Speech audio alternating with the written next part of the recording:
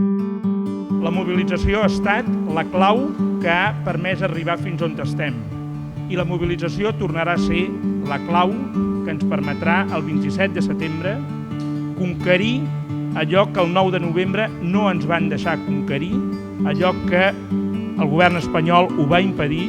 Necessitem explicar-nos, necessitem compartir la nostra il·lusió amb molts i molts i molts dels nostres conciutadans.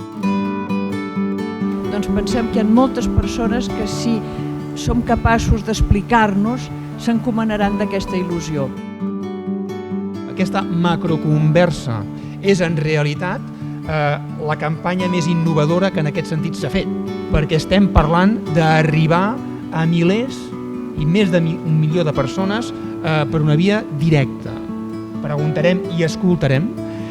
A partir d'aquí sabrem les raons, sabrem els motius d'inquietud, sabrem les pors i podrem, òbviament, argumentar.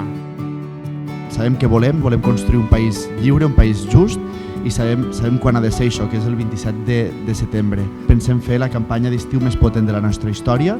Enguany no serà un estiu de vacances, sinó que és la precampanya del 27 de setembre.